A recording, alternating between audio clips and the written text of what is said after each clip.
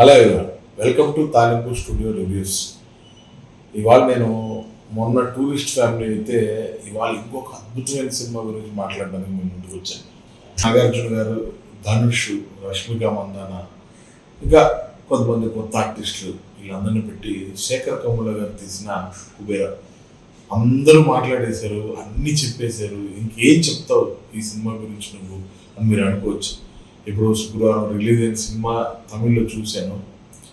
చూసిన తర్వాత ఈ సినిమా గురించి మాట్లాడటానికి కూడా నాకు కొంచెం టైం తీసుకోవాలనిపించింది. ఎందుకంటే ప్రతి క్యారెక్టర్ ఒక్కొక్క లేయర్ లాగా ఆయన చేసిన విధానం ఎంతో అద్భుతం. కుబేర సినిమా రివ్యూలోకి వెళ్ళే ముందు రెగ్యులర్గా అడిగేలాగే ఒక చిన్న రిక్వెస్ట్, మీరు చేసే ఒక్కొక్క లైక్, ఒక్కొక్క షేర్, ఒక్కొక్క సబ్స్క్రైబ్ మాకు చాలా ఉపయోగపడుతుంది. అలాగే ఇలాంటి కంటెంట్ ఇష్టపడే వాళ్ళకు కూడా ఈ వీడియో చేయడానికి హెల్ప్ అవుతుంది. So please like, share and subscribe తాలింపు స్టూడియో. నెక్స్ట్ కుబేర విషయానికి వచ్చేటప్పటికి ఈ సినిమా గురించి మాట్లాడాలి అంటే సినిమా చాలా చిన్న లైన్. రెగ్యులర్గా మన స్టైల్లో చెప్పాలంటే ఒక లైన్గా ఈ కథ చెప్పాలంటే ఒక డబ్బున్న వ్యక్తి, అతనికి ఒక ఆయిల్ ఖనిజం, ఒక ఆయిల్ దొరుకుతుంది సముద్రంలో. అది ఇల్లీగల్ స్కామ్ కింద అతను దాన్ని తీసుకోవడానికి గాను పొలిటీషియన్స్కి డబ్బు ఇవ్వాలనుకుంటాడు. ఆ డబ్బుని వాళ్ళకి చేర్చడానికి అతనికి ఒక దారి కావాల్సి వస్తుంది. ఆ దారే మన అగ్ని నాగార్జున గారు అవుతారు. ఆ దారిలో ఆ మెయిన్ పాయింట్ ధనుష్ లాంటి ఒక నలుగురు బిచ్చగాళ్ళు అవుతారు. ఆ తర్వాత ఏం జరిగింది అనేది ఈ సినిమా కథ. చాలా చాలా నార్మల్గా సింగిల్ లైనర్గా మీకు చాలా ఈజీగా అర్థమైపోయే కథ. కానీ ఈ సినిమా కథని ఆయన చెప్పిన విధానం నిజంగా మీకు ఒక్కొక్క క్యారెక్టర్ పరంగా చెప్పుకుంటా వెళ్తే ఫస్ట్ విలన్ దగ్గర మొదలయ్యే కథ ఎక్స్ట్రాడినరీగా అతని పర్ఫార్మెన్స్, అతని లుక్స్, ప్రొడక్షన్ వాల్యూస్, సినిమా చాలా గొప్పగా తీశారనేది చెప్పాలి. విజువల్గా కూడా చాలా గొప్పగా అనిపిస్తుంది. మనల్ని రిచ్ ప్రపంచంలోకి తీసుకెళ్తుంది అనమాట. అలాంటి ఒక బాగా డబ్బున్న వ్యక్తి క్యారెక్టర్ అతను ఎక్స్ట్రాడినరీగా ఫస్ట్ విలన్ క్యారెక్టర్తో కథలోకి మనల్ని డ్రైవ్ చేసి తీసుకెళ్తే, వాళ్ళకి అవసరమయ్యే క్యారెక్టర్ కింద నాగార్జున గారి కథ చాలా సెటిల్డ్గా ఒక్కొక్క కథ ఓపెన్ చేసుకుంటూ వెళ్ళిన విధానం కూడా చాలా గొప్పగా ఆయన చేశారని చెప్పాలి శేఖర్ కమ్ముల గారు. నాగార్జున గారి దీపక్ అనే క్యారెక్టర్ వచ్చిన తర్వాత సినిమా ఇంకొక టర్న్ తీసుకొని దాన్ని ఎలాగ రన్నింగ్లోకి వచ్చిన తర్వాత నాగార్జున గారి క్యారెక్టర్ 5-10 minutes మాత్రం ఏంటి నా గ్లో లేదు. నాగార్జున గారు అనగానే ఒక స్వాగ్ ఉంటుంది, ఏ క్యారెక్టర్ చేసినా ఆయనకు ఒక స్వాగ్ ఉంటుంది. ఆ స్వాగ్ లేదు. అలా ఏంటి ఇలా ఉంది అని కాసేపటికి మనం అక్కడ చేస్తుంది నాగార్జున దీన్ని మర్చిపోయి ఆ దీపక్ అనే క్యారెక్టర్ మీదకి వెళ్ళిపోతాం. ఆ తర్వాత వచ్చే మెయిన్ లీడ్ అని చెప్పాలా, లేకపోతే ఈ సినిమా కథానాయకుడు అని చెప్పాలా, ఈ సినిమా కథ అని చెప్పాలా, లేకపోతే ఒక దేవుడు పాత్ర అని చెప్పాలా, అలాంటి ఒక దేవ అనే పాత్రలో ధనుష్ ఇంట్రడక్షన్ దగ్గర నుంచి ధనుష్ వచ్చిన తర్వాత ఈ సినిమా అసలు మనల్ని అతను కొన్ని సీన్స్ ఉంటాయండి ధనుష్ గారు చేసే సీన్స్.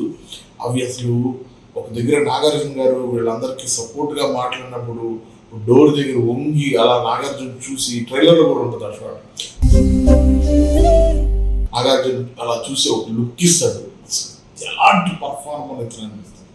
కారు ఎక్కి అందరితో పాటు వీడిని బుచ్చగాడిని కారులో తీసుకెళ్తుంటే ఆ కారులో ఒకడు స్ప్రే చేస్తే ఆ స్ప్రేని ఆ వాసన తీసుకునేటప్పుడు ఆ ఫ్రాక్షన్ ఆఫ్ సెకండ్స్లో అతను చేంజ్ చేసే ఎక్స్ప్రెషన్స్, ఫస్ట్ ఎవరైనా మొహం మీద కొట్టగానే స్ప్రే మనం ఇలా అంటాం, అలాంటిలో నుంచి స్మెల్ బాగుంది అనే అవన్నీ అసలు ఎంత న్యాచురల్గా చేసాడంటే ఇలాంటి ఒక గొప్ప ఆర్టిస్ట్ నిజంగా అతన్ని సెలబ్రేట్ చేయాలి, అతని గురించి అందరికీ చెప్పాలి. అంత గొప్పగా ఆయన పర్ఫామ్ చేశారు. తర్వాత కథాక్రమంలో వచ్చే రష్మిక మందాన క్యారెక్టర్ చాలా సెటిల్డ్గా, ఆ అమ్మాయి క్యారెక్టర్ ఎంత అవసరమో అంత ఎక్కడంటే అక్కడ ఇది చేయకుండా దాన్ని ఎలా ట్రిమ్ చేసి ఎడిట్ చేసి సెట్ చేశారు, నిజంగా చాలా గొప్ప విషయం. తర్వాత సపోర్టింగ్ క్యారెక్టర్ చేసిన భాగ్యరాజు గారి క్యారెక్టర్ 2-3 సార్లే వస్తుంది. కానీ ధనుష్ క్యారెక్టర్ని భాగ్యరాజా గారి పాయింట్ ఆఫ్ వ్యూలో మనకి ఎక్స్ప్లెయిన్ చేసే విధానంలో ఏనుగుతో పోల్చి ఇవన్నీ ఎక్స్ట్రాడనరీగా ఆ క్యారెక్టర్ ద్వారా పడి ఒక్కటి కాదండి, సినిమాలో ఉండే ప్రతి క్యారెక్టర్, ప్రతి లేయర్, స్టోరీలో ఉండే ప్రతి లేయర్ మనం టచ్ చేస్తారు. చిన్న పాప దగ్గర బిచ్చం వేయించే షాట్ ఒకటి ఉంటుంది. థియేటర్ అంతా క్లాప్స్, ఒకేసారి థియేటర్ అంతా ఒక్కసారి లేచి చప్పట్లు కొట్టారు.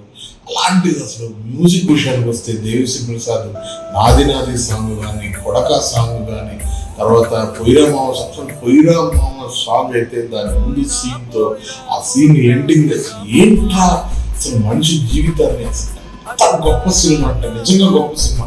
కొన్ని రోజుల తర్వాత ఇప్పుడు మనం ఎలాగైతే శంకరాభరణం ఇలాంటి సినిమాల గురించి ఈ రోజు కూడా మనం పెద్దోళ్ళే మనకు శంకరాభరణం అది ఇది అని ఎలా చెప్తారో అలాగా ఇప్పుడు ఈ 25-30s ఉన్న వాళ్ళందరూ ఒక 20 సంవత్సరాల తర్వాత ఒక 30 సంవత్సరాల తర్వాత కుబేరా అనే సినిమా ఒక లైఫ్ని ఆ రోజుల్లో ఉండే లైఫ్ని రిప్రజెంట్ చేసింది. ఎలాంటి మనస్థితి ఎలాంటి పరిస్థితులు ఉన్నాయనే దానికి రిప్రజెంట్ అయింది అని చెప్పడంలో ప్రతి క్యారెక్టర్, దీపక్ క్యారెక్టర్, దేవా క్యారెక్టర్, రష్మిక, ప్రతి క్యారెక్టర్ పక్కన సపోర్ట్ చేసిన మిగతా క్యారెక్టర్లు కూడా మర్చిపోం. కేలు, తర్వాత ఖుష్బు, తర్వాత దివ్య, అసలు ఏం క్యారెక్టర్లు అండి. ఆ క్యారెక్టర్లన్నీ చాలా బాగా అనిపించింది. ఎక్స్ట్రాడినరీ ఫిలిం, ఫ్యామిలీ అంతా కూర్చొని ఎంజాయ్ చేసే సినిమా, ఖచ్చితంగా ప్రతి ఒక్కరు చూపించాల్సిన సినిమా. ఈ సినిమాలోని తత్వాన్ని అందరికి ఎక్స్ప్లెయిన్ చేయాల్సిన సినిమా. మీరందరూ ఖచ్చితంగా ఫ్యామిలీస్తో కుబేరా సినిమాని థియేటర్లో చూసి ఆదరించాలని కోరుకుంటున్నాం. ఇలాంటి గొప్ప సినిమాని తీసింది మన తెలుగు డైరెక్టర్. పుష్ప, బాహుబలి అని ఎలాగ మనం ఇచ్చేస్తున్నాం అలాగే కుబేరాన్ని కూడా మన భుజాల మీద ఎత్తుకొని ఇది మా తెలుగుడు తీసిన సినిమా, ఇది తెలుగు సినిమా అని చెప్పేంత గొప్ప సినిమా. సో ఖచ్చితంగా కుబేరాన్ని మీరు అందరూ మీ ఫ్యామిలీతో చూసి ఎంజాయ్ చేస్తారనుకుంటున్నాను. సినిమా చూసిన తర్వాత మీ ఒపీనియన్స్ మా కామెంట్స్ రూపంలో తెలియజేయండి. మరిన్ని సినిమా విశేషాలతో మరిన్ని రివ్యూస్తో మీ ముందుకు వస్తూనే ఉంటాను. Signing off, Kala Sandeep. Please like, share and subscribe Talimpu Studio.